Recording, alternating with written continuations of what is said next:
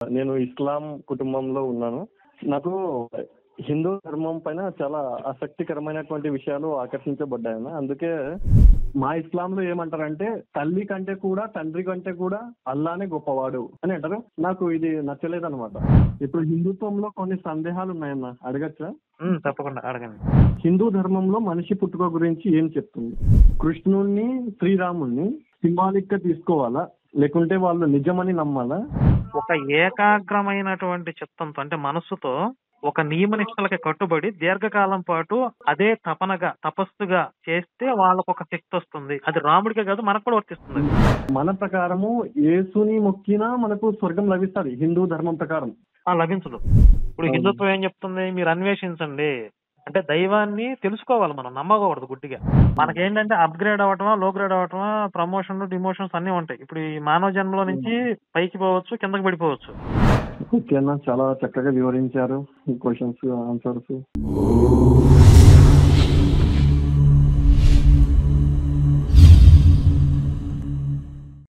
మీరు మాట్లాడే ఇమాం గారు మాట్లాడండి సార్, లైన్ లో ఉన్నారు. హలో కరుణాకర్ అన్న. నమస్తే బ్రదర్. నమస్తే అన్న, బాగున్నారన్న? బాగున్నాను, మీరు? మేము కూడా బాగున్నామన్న. చాలా సంతోషంగా ఉంది ఈ రోజు మాట్లాడడం. మీ పేరేంటి? నా పేరు ఇమాం. ఓకే, మీరు ఎక్కడి నుంచి? ఏపీ, ఆంధ్రప్రదేశ్, కర్నూలు డిస్ట్రిక్ట్ అన్న. ఏం చేస్తుంటారు? నేను student, degree student, final year ఇప్పుడు. ఓకే. నేను ఇస్లాం కుటుంబంలో ఉన్నాను. నాకు హిందూ ధర్మం పైన చాలా ఆసక్తికరమైనటువంటి విషయాలు ఆకర్షించబడ్డాయన్న. అందుకే ఈ హిందూ ధర్మంలో ఇంకా అనేక విషయాలు తెలుసుకోవాలా అని అనిపిస్తుంది అనమాట. అంటే నాకు ఈ ఖురాన్ కావచ్చు, ఈ బైబుల్ కావచ్చు, ఇవి చదివినప్పుడు లేదా వాటి గురించి తెలుసుకున్నప్పుడు నాకే అనిపిస్తూ ఉంటది అనమాట. అంటే నిజమైన సత్యం ఇది కాదు అని. ఓకే. హిందూ ధర్మమే సరైనది అని అనిపిస్తూ ఉంటది ఒక్కొక్కసారి. ఎందుకు అలా అనిపించింది? ఎక్కడెక్కడ అనిపించింది అలాగా మీకు? అది కూడా చెప్తాను. హిందూ ధర్మం సరైనది అనిపించింది ఎలా అంటే, దైవము సర్వాంతర్యామి అని అంటుంటారు కదన్నా. అవునవును. అప్పుడు నేను విశ్వం గురించి స్టడీ చేసినప్పుడు లేదా విశ్వం గురించి తెలుసుకున్నప్పుడు, అంటే ఆది లేదు, అంతం లేదు, దీనికి ఎక్కడ చూసినా ఇది అనంతమే అని అంటుంటారు. అప్పుడు ఈ బైబిల్ ప్రకారం కావచ్చు, ఖురాన్ ప్రకారం కావచ్చు, దేవుడు వాళ్ళ గ్రంథాల ప్రకారం దేవుడు ఒక వ్యక్తి అయి ఉండాలి. ఇంకా అతను ఇది సృష్టించాడు, అది సృష్టించారు అంటే అతను ఒక వ్యక్తి అయి ఉండాలి. ఇంకా హిందూ ధర్మంలో సర్వాంతర్యామి అన్నారు కాబట్టి ఈ అనంతమైన విశ్వం ఆయనే అని అనుకుంటే ఇది చాలా బాగుంటుంది ప్రిన్సిపల్. కానీ ఇతను సృష్టించాడు అంటే లోపల ఉండి సృష్టించాలి, విశ్వానికి లోపల ఉండి. కానీ విశ్వానికి లోపల ఉండే ప్రసిద్ధి ఉండదు కదా, అసలు వీలు ఉండదు కదా. అంటే ఇది అనంతమైనది కదా. అంటే మనకి హిందుత్వం ఏంటంటే సర్వాంతర్యామి, సర్వ వ్యాపకుడు అని కూడా అంటారు. అవునవును, భగవద్గీతలో శ్రీకృష్ణుడు చెప్తాడు కదా. రెండో పాయింట్ ఏంటి అంటే నాకు బాగా నచ్చింది ప్రకృతి దైవం. ఇప్పుడు ప్రకృతినే దైవంగా భావించినప్పుడు మన ప్రకృతిని మేలు చేస్తే అది మనకు మేలు చేస్తుంది. అవును అవును, అట్లా మనలోనే ఉంది. మనం కీడు చేస్తే కీడు కలిగిస్తుంది, మనం మేలు చేస్తే మేలు కలిగిస్తుంది అని. ఇది నాకు బాగా నచ్చింది అనమాట, ప్రకృతియే దైవం అని. అది అయితే ఇక్కడ ఒక చిన్న క్లారిటీ ఏంటంటే, ప్రకృతి ఇవన్నీ కూడా దైవం యొక్క విభూతులు, అంటే ఆయన యొక్క శక్తులు, ఆయన శక్తి యొక్క విభిన్న రూపాలు. అంటే కొంచెం డెప్త్కి వెళ్తే అసలు పరమాత్మ నిరాకారుడు, నిర్గుణుడు.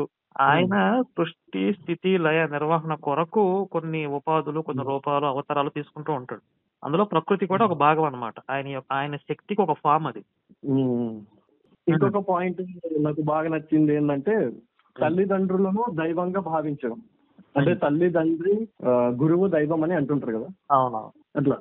ఎందుకంటే తల్లిదండ్రులను సేవించడం ద్వారా కూడా మనకు మోక్షం అంటారా, స్వర్గము అట్లాంటివి లభించవచ్చు. అవునవును, మనకి అంటే దైవం కంటే తొలి స్థానం తల్లికే ఇచ్చారు. మా ఇస్లాంలో ఏమంటారంటే తల్లి కంటే కూడా తండ్రి కంటే కూడా ఆయనే గొప్పవాడు, అల్లానే గొప్పవాడు అని అంటారు. నాకు ఇది నచ్చలేదన్నమాట. ఫస్ట్ మనము తల్లిదండ్రులనే చూసుకోలేకపోతే ఆయన ఏం చూస్తాం మనం? ఆయన్ని చూడాల్సిన అవసరమే లేదు. ఆయన మనల్ని చూడాలి, కానీ ఆయనని మనం చూడడం ఏంది అని నాకు అది నచ్చలేదు. తల్లిదండ్రులను సేవిస్తే ఆయనను సేవించినట్లే అని హిందూ ధర్మమే కరెక్ట్ అనిపిస్తుంది ఇక్కడ ఈ పాయింట్ లో. ఖురాన్ గ్రంథం తెరిచి చూస్తే ప్రతి పేజీలో కూడా ఆయన, అతను మీకోసం ఇది చేసిండు, జ్ఞాపకం తెచ్చుకోండి, ఆయన మీకు చేసిన మేలును జ్ఞాపకం తెచ్చుకోండి. అంటే ఆయన ఆయన ఆయన అతను అతను అని అంటారు. అంటే ఆయన అతను అంటే ఒక వ్యక్తి కదా, అంటే వ్యక్తికి చెప్పాల్సింది. కానీ దైవానికి ఆయన అతను అని అనరు. ఆయన అతనులను లాంటి వ్యక్తులను సృష్టించిన వాడు దైవం అవుతాడు. అందుకే ఇది కూడా నాకు నచ్చలేదు అనమాట, ఆయన అతను అని అట్లా అనడం. మనకి హిందుత్వంలో శక్తి, ఎనర్జీ అంటారు. అనంతమైన విశ్వంలో అంతటా వ్యాపించి ఉన్న ఆ శక్తి ఏదైతే ఉందో అది. అంటే అక్కడ ఒక స్త్రీతత్వమో, పురుషత్వమో, నపుంసకత్వం ఏది ఉండదు అనమాట, ఒక శక్తి అంతే. అట్లా ఇది నాకు చాలా బాగా నచ్చింది అనమాట. అసలు ఇప్పుడు మీకు ఖురాన్ ప్రకారం అల్లాకి రూపం ఉందనుకోవాలా లేదనుకోవాలా? లేదంటారు. అసలు మా అల్లాకి అట్లా రూపాలు ఉండవు. అతన్ని రూపాలు చేసుకోవడం చాలా ఇది పాపము, మీకు అగ్నిలో వేస్తాడు అల్లా అంటారు. కాదు, అల్లాకి రూపం లేదంటారా? ఆయన రూపం ఎవరికి తెలియదు కాబట్టి వేరే రూపాలు ఇక్కడ చేయొద్దు అంటారా? ఆయనకి రూపమే లేదంటారు. ఆయనకి రూపం లేకపోతే సర్వవ్యాపకుడు అయి ఉండాలి. అవును, సర్వవ్యాపకుడు కాదు, ఒక ప్లేస్ కి పరిమితం అయ్యాడంటే ఏదో ఒక షేప్ ఉంటేనే కదా ఒక ప్లేస్ కి పరిమితం అయ్యేది. అవునవును. ఏదో ఇప్పుడు దీర్ఘ చతుస్రాకారమో, చతురస్రాకారమో, వృత్తాకారమో, అడ్డంగానో, నిలువుగానో ఏదో ఒక రూపం ఉంటేనే పరిమితం ఒక ప్లేస్ కి. అవునవును. లేదు అంటే సర్వవ్యాపకుడు అయినప్పుడు నువ్వు ప్రకృతి ఆరాధన చేస్తున్నావు అని చంపకూడదు. అవునవును. ఇది కాంట్రడిక్షన్ వాళ్ళకి. అంటే ఇక్కడ సర్వవ్యాపకుడు, సర్వాంతర్యామి అనే ఈ తత్వం అర్థం తెలియదు. అవునవునన్నా. అయితే ఇప్పుడు మీరు ముస్లిం సహోదరులకి మీ మీద ఆగ్రహావేశాలు కలుగుతాయేమో కదా, మీరు ఇలా మాట్లాడుతున్నారు. మరి హిందుత్వంలో వచ్చేయడం అంటే ఇదేమన్నా క్రిస్టియన్ లాగానో లేకుంటే మన ఇస్లాం లాగానో బాప్తిజం తీసుకొని బైబుల్ ప్రకారం బాప్తిజం తీసుకొని మన క్రిస్టియన్ లో దిగాలి, ఇట్లా ఉండాలి, అట్లా ఉండాలి, లేదా మన ముస్లిం సోదరులాగా సుంతి చేసుకోవాలి, జుబ్బానే ధరించాలి, తెల్ల బట్టలు ధరించాలి, గడ్డం పెంచుకోవాలి, టోపీ పెట్టుకోవాలి, అలాంటివి ఏమి ఉండవు కదన్నా. హిందువులు అంటే హిందూ అంటే దాని సత్యం తెలుసుకోవడమే. ఇంకా దైవం సర్వంతర్యామి నాకు తెలుసు. నేనేమంటున్నానంటే మిమ్మల్ని వచ్చేయండి హిందుత్వంలోకి అనట్లా, మీకు హిందుత్వం నచ్చింది అంటేనే ఒప్పుకుంటారా అంటున్నా. నచ్చిందంటే ఖచ్చితంగా ఒప్పుకుంటాను. ఇంకా నేను ఒక హిందువుని, ఇంకా ఎందుకంటే ఇప్పుడు నేను ఇస్లాంగా ఉండాలి అంటే వాళ్ళు ఖచ్చితమైన రూల్స్ ని పాటించాలా, ఎందుకంటే నమాజ్ చేయాలా, రోజులు ఉండాలా, అట్లా ఉండాలా. కానీ హిందూ అంటే నేను మనసులో దైవాన్ని మనసులో పెట్టుకుంటే చాలు కదా. ఇంకా దైవం అంటే సర్వంతర్యామి నాకు తెలుసు. నేను ప్రకృతిని ఆరాధించిన, ప్రేమించిన, ప్రకృతిలో ఉన్న జంతువులను ప్రేమించిన, ప్రకృతిలో ఉన్న చెట్లను పెంచిన, ఇంకా దేవుడు, ఇంకా తల్లిదండ్రులను సేవిస్తూ ఉన్న దేవుడే. ఇంకా అదే కదా హిందుత్వం అంటే. పరమాత్మ సేవగానే భావించవచ్చు దాన్ని, తప్పులేదు. అయితే నేనేమంటానంటే మీ వాళ్ళు ఒప్పుకుంటారా మీరు ఇలాంటి భావాలతో మాట్లాడుతున్నారు కదా? వాళ్ళకి తెలియదన్నా, నేను వాళ్ళకి చెప్పను కదా, వాళ్ళు చెప్పినా అర్థం చేసుకోలేరు. ఓకే, ఇప్పుడు అంటే మీరు ఈ కాల్ రికార్డ్ చేయొచ్చు అన్నారంట కదా, అది మళ్ళీ అది రిలీజ్ చేయొచ్చా? మీకు తప్పకుండా చేసుకోవచ్చు, రిలీజ్ చేయొచ్చు. మీ శివశక్తి ఛానల్ ఒకటి ఉంది అని మా ఊర్లో ఎవరికి తెలియదు, మా ఇంట్లో వారికి ఎవరు తెలియదు, మా ఊర్లో ఎవరు ఓపెన్ కూడా చేయరు. చూస్తే పాపం అంటారు, అట్లా ఉంటది. ఓకే, అంటే ఇప్పుడు రిలీజ్ అయిన తర్వాత మీ గురించి ఎంక్వైరీ చేసి ఎవరెత్తను అని చెప్పి మీ ముస్లిమ్స్ కొంతమంది అట్లా తెలుసుకునే అవకాశం ఉంది కదా? అట్లా ఎవరేం చూడరులేనా, మీరు పెట్టుకోవచ్చు అట్లా. నాకు అలాంటి అభ్యంతరం ఏం లేదు, ఎవరేమనరు నన్ను.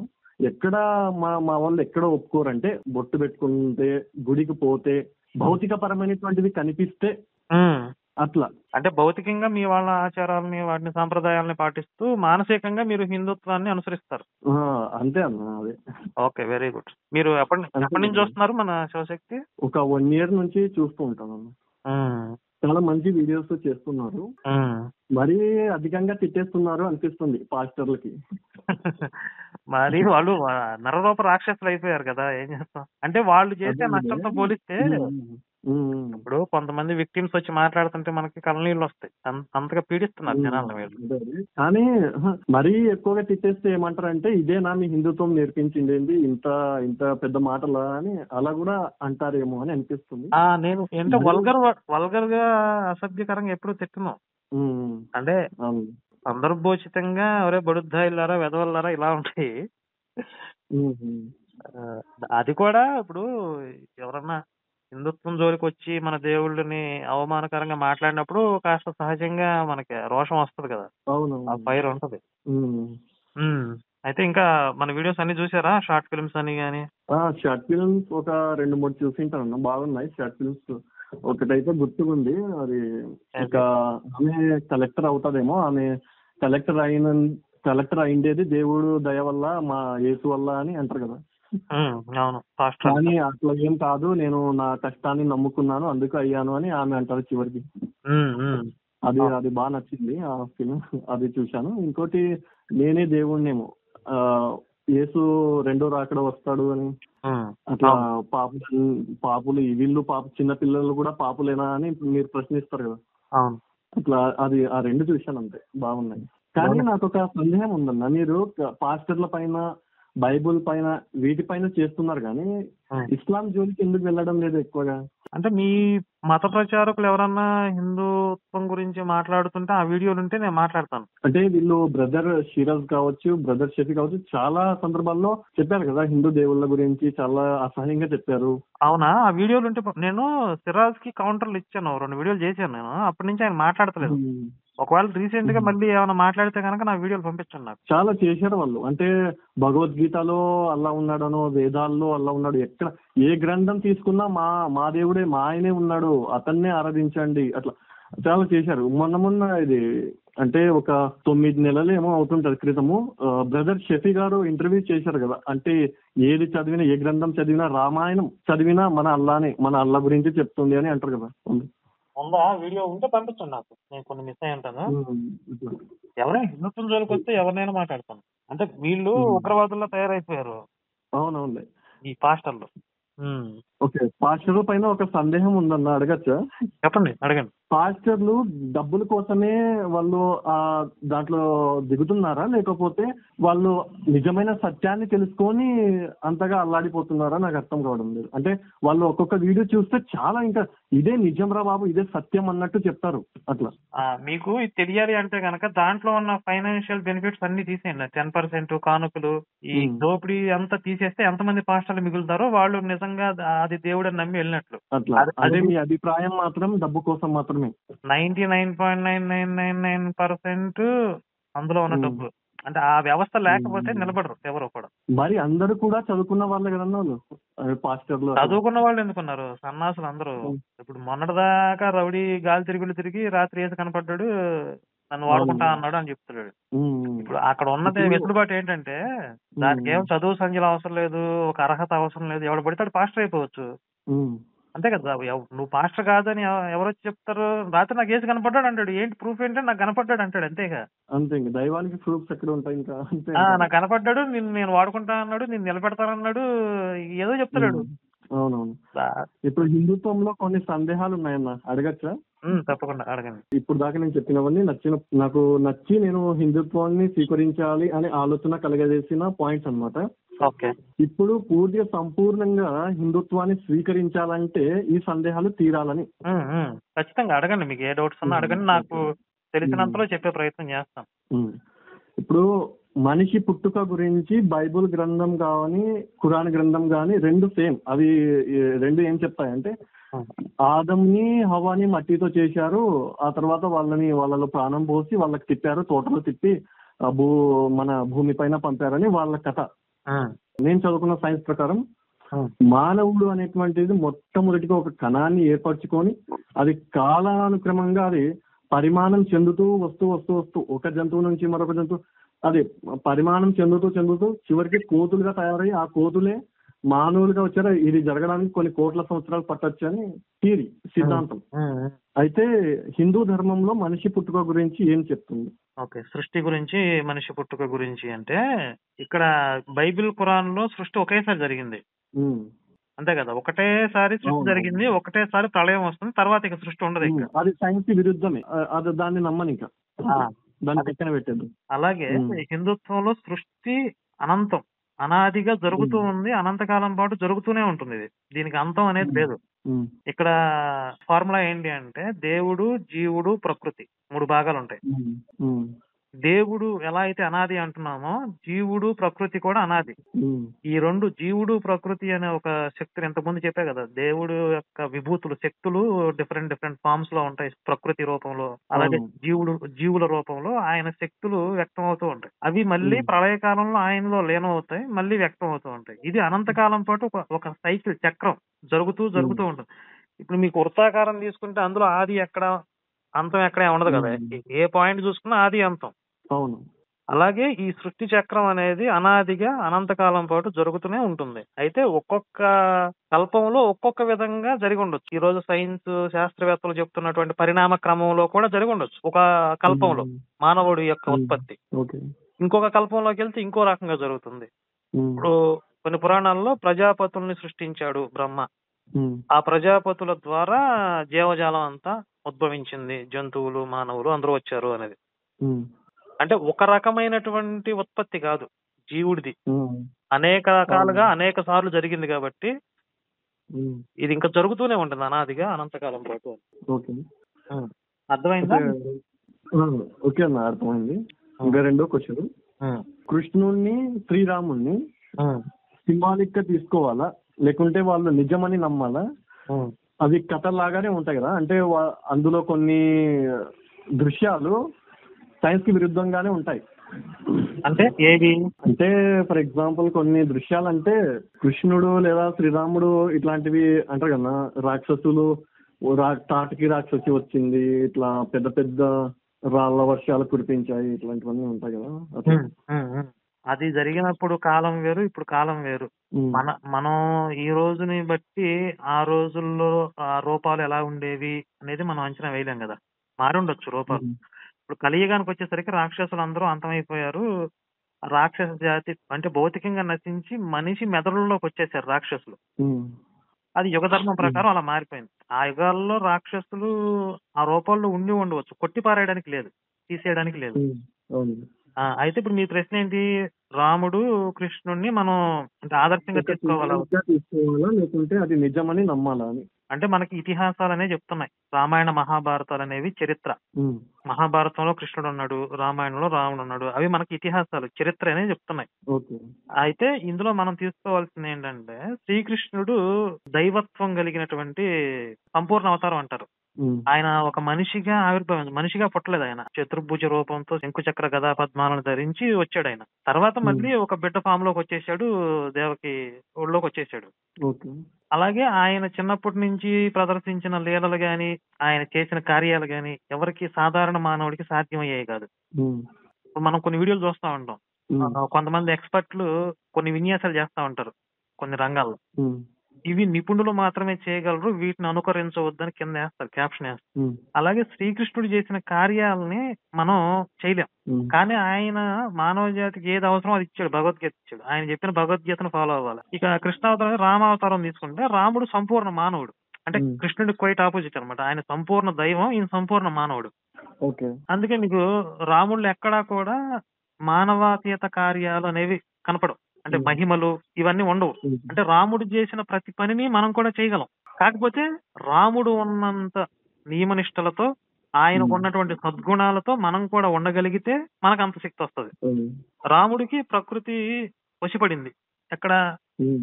సముద్రం మీద వారధి కట్టాలి, సముద్రుడు ప్రత్యక్షమై ఒక మార్గం చూపించాడు. రాముడికి మరి మనకి సాధారణ మానవులకి సముద్రం మాట వినిద్దా అంటే వినదు కదా. కానీ రాముడికి ఉన్నటువంటి శక్తి ఏంటి? పితృవాక్య పరిపాలన, అంటే తల్లిదండ్రుల యొక్క ఆరాధన, సేవ, అలాగే వాళ్ళు ఏం చెప్తే తుచే తప్పకుండా పాటించే లక్షణం. అలాగే సత్యవాక్య పరిపాలన, అసత్యం ఆడకపోవటం, ఇచ్చిన మాట మీద నిలబడటం.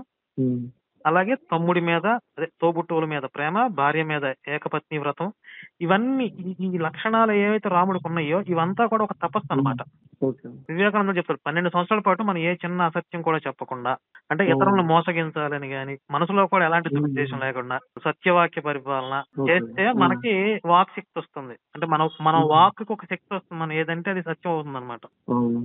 అది రాముడు ఆ తపశక్తి రాముడికి ఉంది కాబట్టి ఆయనకి ప్రకృతి వశపడింది. ఈ వన్యమృగాలు, కోతులు, చింపాంజీలు కావచ్చు, ఇవన్నీ కూడా ఆయనకి సహకరించినాయి అంటే ఆయనలో ఉన్నటువంటి ఆ తపోశక్తి. అంటే ఇప్పుడు ఋషులు మహర్షులు తపస్సు చేసుకుంటారు కదా, వాళ్ళు తెపిస్తూ ఉంటారు, అనుగ్రహిస్తూ ఉంటారు. వాళ్ళకి ఆ శక్తి ఎలా వస్తుంది? తపశక్తి వల్ల వస్తుంది. అలాగే రాముడికి కూడా ఒక తపస్సు ఉంది. ఇప్పుడు మనం చెప్పుకునే లక్షణాలన్నీ కూడా ఆయనకు ఉన్న ఒక తపస్సు. అలాగే మనకి పతివ్రతలు ఉంటారు, వాళ్ళకి పాతివ్రత్యం వల్ల ఒక శక్తి వస్తుంది. ఒక ఏకాగ్రమైనటువంటి చిత్తంతో అంటే మనస్సుతో ఒక నియమ నిష్టలకి కట్టుబడి దీర్ఘకాలం పాటు అదే తపనగా తపస్సుగా చేస్తే వాళ్ళకు ఒక శక్తి వస్తుంది. అది రాముడికే కాదు మనకు కూడా వర్తిస్తుంది. ఇప్పుడు ఈ రోజుల్లో కూడా కొంతమంది మహానుభావులు అంటే మనసులో ఎలాంటి కల్మషం లేకుండా లోక కళ్యాణార్థమే జీవించి సాధు ప్రవృత్తితో ఉండేవాళ్ళు కొంతమంది ఉంటారు. అవును. వాళ్ళు అనుగ్రహిస్తే ఆశీర్వదిస్తే మనకు మంచి జరుగుతుందని ఒక నమ్మకం ఉంది కదా. అవునవును. వాళ్ళకు కూడా ఆ శక్తి ఉంటుంది కొంత. కాబట్టి రాముడు అనేవాడు సంపూర్ణ మానవుడు. ఆయన ఏవైతే చేశాడో అవన్నీ మనం కూడా చేయగలం. ఆయనకున్నటువంటి ఆ నియమనిష్టల్ని మనం కూడా అనుసరించగలిగితే. అర్థమైందా మీకు? అర్థమైందన్న. అంటే వాళ్ళు ఎలాంటి నియమంలో ఉన్నారో, వాళ్ళు ఎలాంటి రూల్స్ ని పాటించారో అవి కూడా అలాంటి రూల్స్ మనం పాటించి అలా జీవించగలిగితే అలాంటి శక్తులు మనకు కూడా సాధారణ వ్యక్తులు కూడా పొందొచ్చు అనే కదా. అది అంటే అది ఏ స్థాయిలో చేస్తే అంత శక్తి వస్తుంది మనకి. ఓకే ఓకే అర్థమైంది. 3వ క్వశ్చన్ అన్న, బైబిల్ ప్రకారము యేసు అనేటువంటి వాళ్ళు దేవుడిగా భావిస్తారు. యేసు అనే వ్యక్తి ఒక మరియం కన్య గర్భంలో జన్మించి ఆయన అందరి పాపాల కోసము సిలువ ఎక్కి బలి అయ్యారు, 3 దినముల తర్వాత తిరిగి లేచారు అని బైబిల్ ప్రకారం. ఖురాన్ ప్రకారం యేసు మరియం యొక్క కన్య గర్భంలో జన్మించారు, ఇది వాస్తవమే, ఇది నిజమే. కానీ అతను సిలువ పైన ఎక్కించను లేదు, ఆయనను చంపను లేదు, ఆయనను అలా పైకి తీసుకెళ్లారు అని ఇది ఖురాన్. కానీ కొన్ని శాస్త్రవేత్తలు లేదా హేతువాదులు వీళ్ళ యొక్క నమ్మకం ఏంటంటే అసలు యేసు అనేటువంటి వ్యక్తి పుట్టను లేదు, యేసు అనేటువంటి నామంతో అనేక మంది ఉండకపోవచ్చు, ఇది చరిత్రకు తెలియని అంశం. ఇది మీ అభిప్రాయం ఏంటి? దేవుడా లేకుంటే ఒక ప్రవక్తనా, లేకుంటే యేసు కేవలం ఒక మనిషిలా వచ్చాడా, లేకుంటే అసలు యేసునే లేడా ప్రపంచంలో? దీని మీద చర్చ మన ఛానల్ రిలీజ్ అయ్యింది. ఇవే టాపిక్స్ తీసుకుని మాట్లాడాము. నాతో పాటు కొంతమంది మన మిత్రులు కూడా ఉన్నారు. యేసు పుట్టాడా లేదా, అసలు ఆయన ఏంటి, ఇవన్నీ కూడా అందులో ఉన్నాయి. కానీ మీ అభిప్రాయం ఏంటి షార్ట్ కట్ లో? అంటే యేసు ఒక సాధారణ మనిషి పుట్టాడు. యేసు అనే ఒక పర్సన్ ఉన్నాడు, ఆయన ఒక సాధారణ మానవుడు. ఆయన్ని యూజ్ చేసుకుని తర్వాత ఒక మతాన్ని తయారు చేశారు అంతే. అట్లా. ఇప్పుడు నాకు ఇంకో క్వశ్చన్ దానిపైన. ఇప్పుడు హిందుత్వంలో ప్రతి వ్యక్తిలో కూడా దైవం ఉంటుంది, దైవాన్ని చూడాలి అంటారు. మీ ప్రకారం యేసు కూడా మంచి వ్యక్తి, అతనిలో కూడా దైవం ఉంటుంది, అతను దేవుడు కాకపోవచ్చు కానీ దేవుడిలో ఒక భాగం అయి ఉండొచ్చు కదా అని. అప్పుడు అలా అనుకుంటే ఆయన దేవుడిలో ఒక భాగం అంటే మనం కూడా దేవుడిలో ఒక భాగమే. అప్పుడు యేసు మాత్రమే మనకి దిక్కు ముక్కు, లేకపోతే మనకి గత్యంతరం లేదు అనకూడదు. అనకూడదు కదా. ఇప్పుడు మనం ఎంతో యేసు అంతే. అదే కానీ ఇప్పుడు మన ప్రకారము యేసుని మొక్కినా మనకు స్వర్గం లభిస్తుంది హిందూ ధర్మం ప్రకారం. లభించదు. కానీ వాళ్ళ ప్రకారము యేసుని మాత్రమే మొక్కండి, యేసు తప్ప మరో దేవుడు లేడు అని వాళ్ళ భావనతో ఉంటారు వాళ్ళు. లేదు, యేసును మొక్కినా అది లభించదు, స్వర్గం రాదు ఇక్కడ. అంటే దైవాన్ని చూస్తున్నాం కదన్నా, అంటే వాళ్ళ భావనతో మనం లేం కదా అని. ఇక్కడ పాయింట్ ఏంటంటే స్వర్గం అనేది మనకి అల్టిమేట్ కాదు, మోక్షం కాదు. హిందుత్వంలో స్వర్గం వేరు, మోక్షం వేరు. భూలోకం అనేది ఎలాగో స్వర్గం అనేది కూడా ఒక పైలోకాలు, ఊర్ధ్వలోకాలు అంటారు అవి. అక్కడ దుఃఖం ఉండదు, బాధలు ఉండవు, శ్రమలు ఉండవు. అంటే ఒక భోగాలు అనుభవిస్తారు అక్కడ. అంటే మనం మన జీవితకాలంలో చేసుకున్న పుణ్యం, దాని వల్ల ఆ ఉత్తమ లోకాలు వస్తాయి. ఆ పుణ్యం కరిగిపోయేదాకా ఉత్తమ లోకాల్లో ఉంటాం, మళ్ళీ భూలోకానికి వస్తారు. అయితే ఆ స్వర్గాన్ని ఇచ్చేది ఎవరు? దేవతలు ఉంటారు. దానికి సంబంధించిన ఆ డిపార్ట్మెంట్ కి సంబంధించిన దేవతలు ఉంటారు.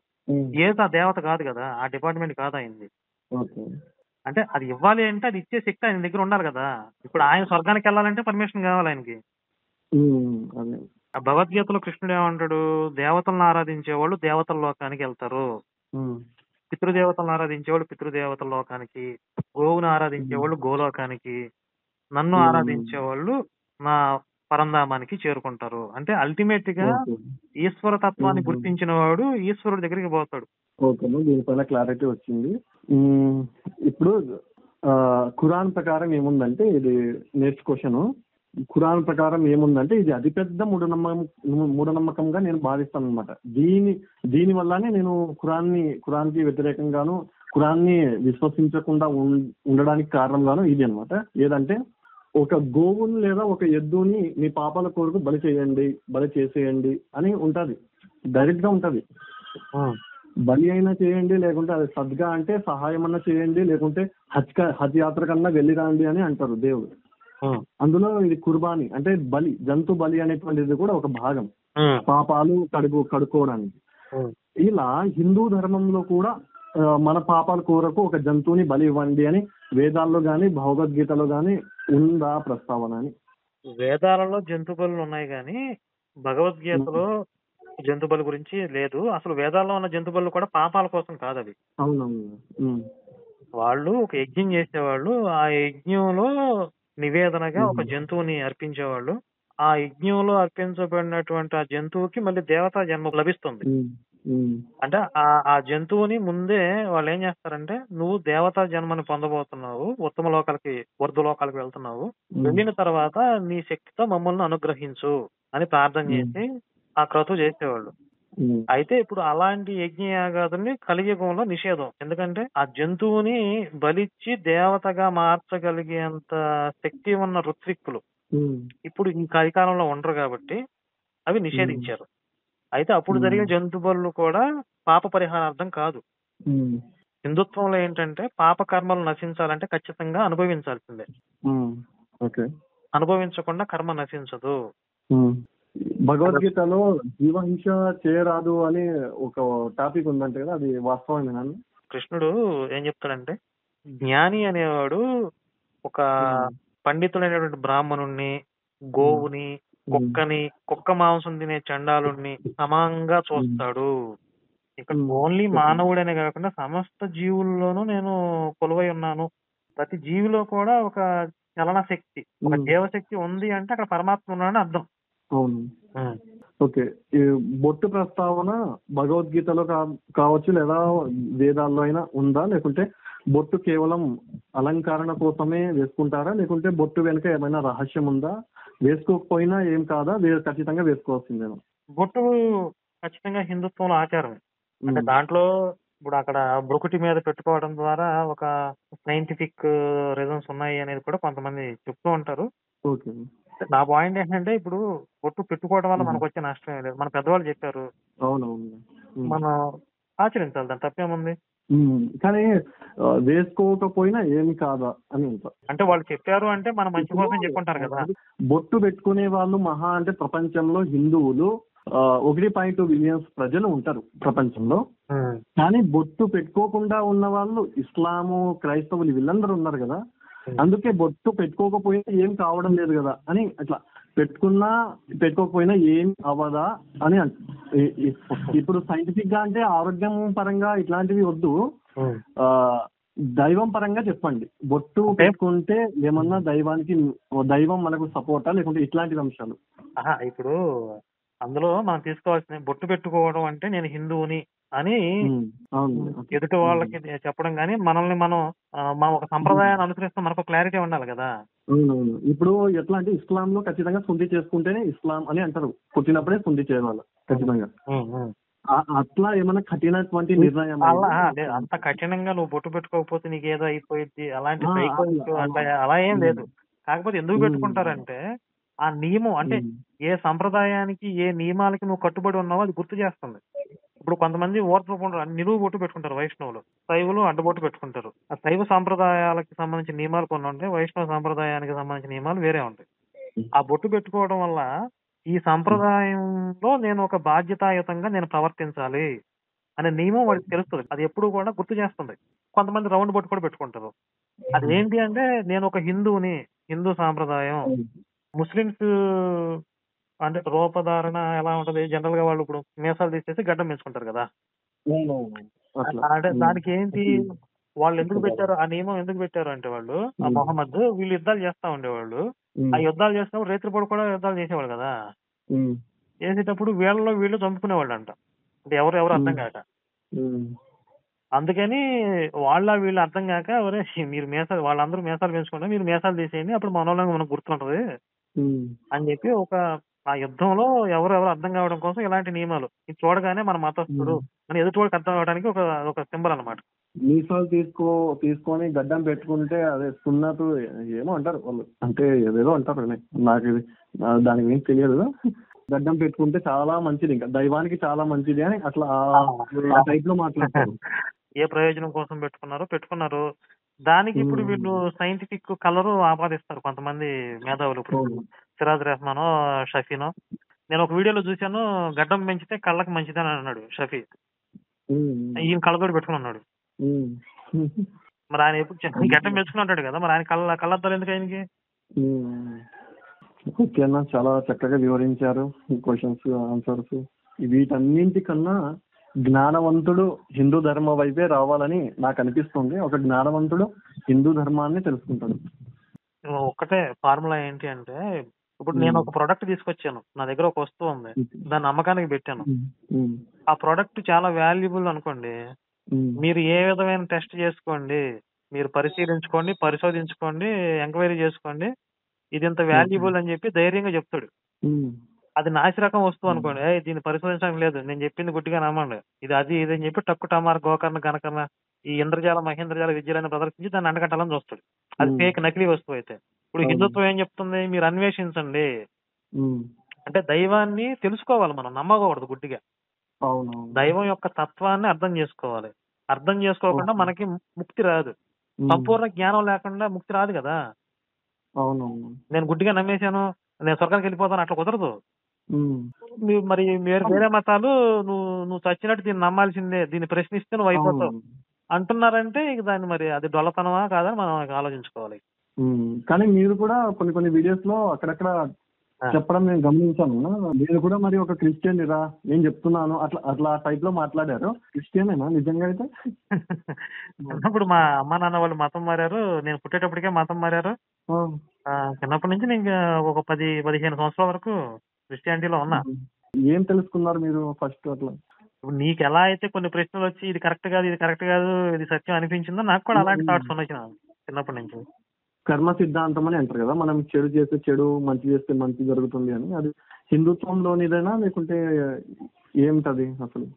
కర్మ సిద్ధాంతం హిందుత్వం. కర్మ సిద్ధాంతం అంటే మంచి చేస్తే మంచి, చెడు చేస్తే చెడు, అది మాత్రమే కాదు, అది పునర్జన్మ సిద్ధాంతం అంటారు దాన్ని.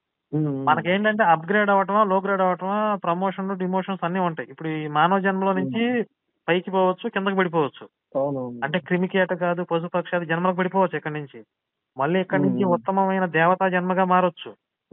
అది ఈ జీవితంలో మనం చేసుకునే కర్మలను అనుసరించి ఉంటది అది. అవును, ఇదే పునర్జన్మ అంటారు కదా, ఇది కూడా కొద్దిగా సైంటిఫిక్ గా సింక్ అవుతుంది. ఎందుకంటే ఆత్మ అంటే ఇంకా ఒక శక్తిని నాశనం చేయలేరు, దాన్ని మళ్ళీ కొత్తగా సృష్టించలేరు, ఉన్న శక్తి వివిధ రూపాల్లో ఉంటుంది అని. మీరు పునర్జన్మలకు సంబంధించి కొన్ని వీడియోలు ఉన్నాయి చూడండి. అంటే సైంటిఫిక్ గా ప్రూవ్ చేసినవి కొన్ని జ్ఞాపకాలు కొంతమందికి మిగిలి ఉంటాయి. వాళ్ళు చెప్తున్న విషయాలను బట్టి పూర్వజన్మలో వాళ్ళు ఏంటి అని నిరూపించిన వీడియోలు కూడా కొన్ని ఉన్నాయి చూడండి. ఓకే బ్రదర్, అయితే మీరు డౌట్స్ ఉంటే కనుక మళ్ళీ ఒకసారి ఎప్పుడైనా మాట్లాడదాం. ఓకే అన్న, thank you so much. Okay brother, thank you.